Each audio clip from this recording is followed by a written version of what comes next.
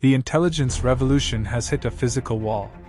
For decades, we believed the future would be built on bits, algorithms, and virtual space.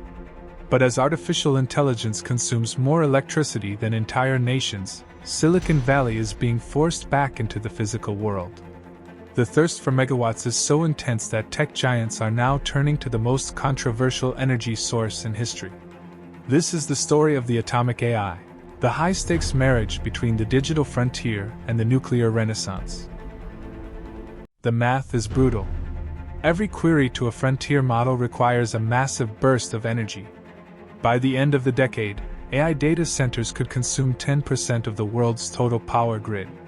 To avoid stagnation, big tech needs a source that is carbon-free, constant, and incredibly dense. They are finding that answer in the atom. I think compute is going to be the currency of the future. I think it will be maybe the most precious commodity in the world. I expect that by the end of this decade, and possibly somewhat sooner than that, we will have quite capable systems that we look at and say, wow, that's really remarkable. The road to AGI should be a giant power struggle. I expect that to be the case. Whoever builds AGI first gets a lot of power. Do you trust yourself with that much power? The following is a conversation with Sam Altman, his second time on the podcast.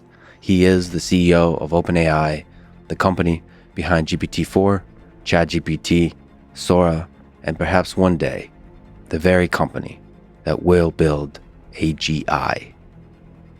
This is a Lex Friedman podcast.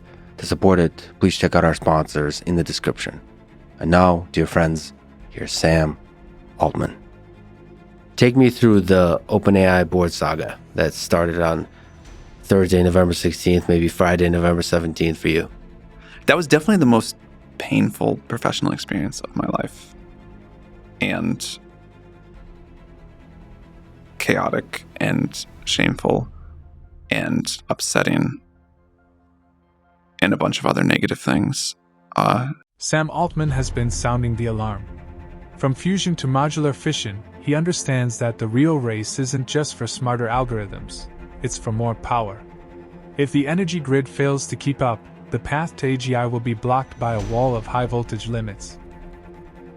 In September 2024, the world saw a symbolic shift.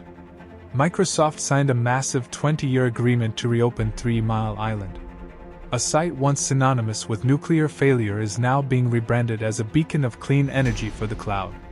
This isn't just about electricity, it's about securing the foundation of a trillion company. Provisioning of power, particularly for data centers. That's right, David. And this morning, Constellation Energy said that it will reopen the 3 Mile Island nuclear power plant, selling all of the power to Microsoft as a part of a 20-year agreement to power the tech giant's data centers. And yes, you did hear that right. We are talking about 3 Mile Island, the site of the worst nuclear accident in U.S. history in 1979, which sparked a backlash against nuclear power. But this site has 2 reactors, one that was shut down after the accident and one that was active until 2019, and that is the one that they're reopening. It comes as the nuclear industry is getting another look because of power demand from AI, which is surging. Now, Constellation said it will spend $1.6 billion to revive Unit 1 and is aiming to have the unit back online by 2028, although it is subject to approval by the Nuclear Regulatory Commission. The company owns roughly 20% of the U.S.'s nuclear capacity and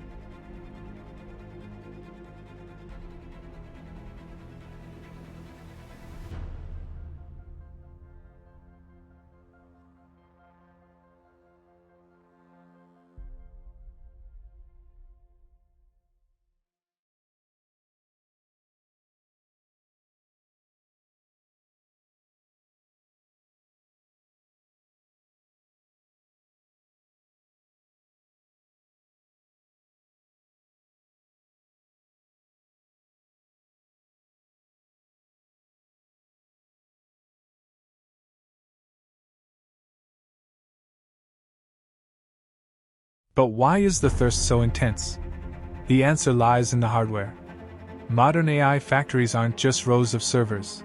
They are massively complex industrial machines that require constant, stable power to maintain the networking and cooling systems that keep the chips alive. Disciplines here. I'm sure you have specialists in each one of these: high bandwidth memory, the networking, the NVLink, the NICs, the optics and the copper that you're doing, the power delivery, the cooling, all of that. I mean, there's like world experts in each of those. How do you get them in a room together to figure out? That's why my staff is so large. What's can you take me through the process of the specialists and the generalists? Like, how do you put together the rack when you know the set of things you have to shove into a rack together? Yeah. Like, what does that process look like of designing it all together? There's the first question, which is, what is extreme co-design? You were optimizing across the entire stack of software, from architectures to chips to systems, the system software to the algorithms to the applications. That's one layer. The second thing that you and I just talked about goes beyond CPUs and GPUs and networking chips and scale-up switches and scale-out switches. And then, of course, you got to include power and cooling and all of that because, these computers are extremely, extremely power hungry. They do a lot of work and they're very energy efficient, but they, in aggregate, still consume a lot of power. And so that's one. The first question is, what is it? The second question is, why is it? And we just spoke about the reason, you want to distribute the workload so that you can exceed the benefit of just increasing the number of computers. And then the third question is, how is it? How do you do it? Mm-hmm. And that's kind of the miracle of this company. When you're designing a computer, you have to have operating system of computers. When you're designing a company, you should first think about what is it that you want the company to produce.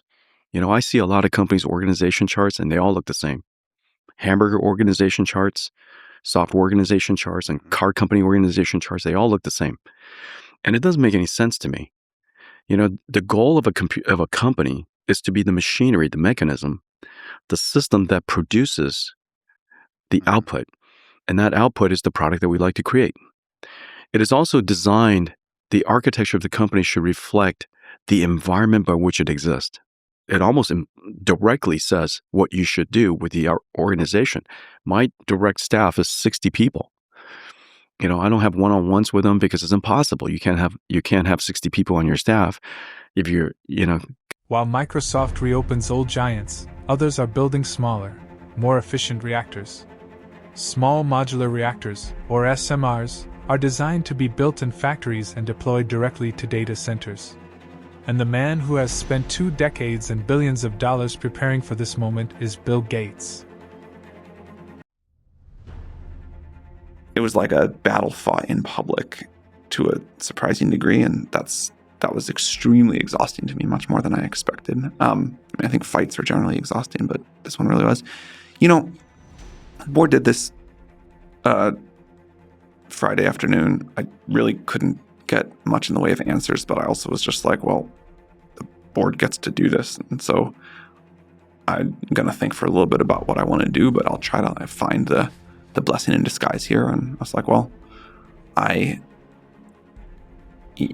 current job at OpenAI it was to run a decently sized company at this point. And the thing I'd always liked the most was just getting to work with the researchers. And I was like, yeah, I can just go do a very focused AGI research effort.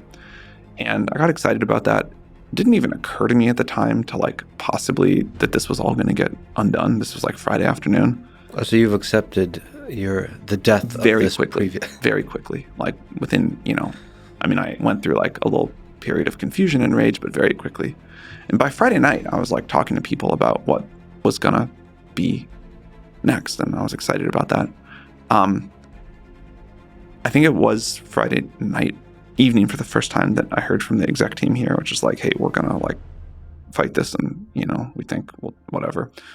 And then I went to bed just still being okay, excited, onward. Were you able to sleep?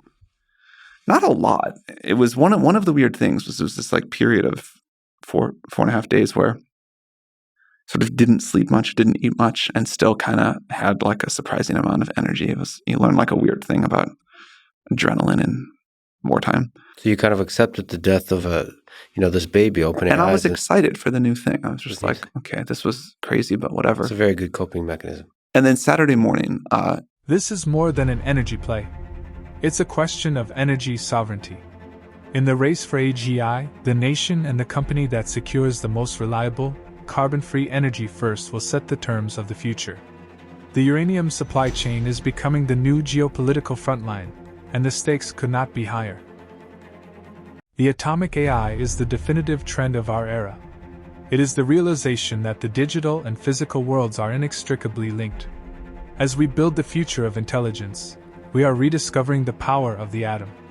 The Renaissance is here. The future of AI is nuclear.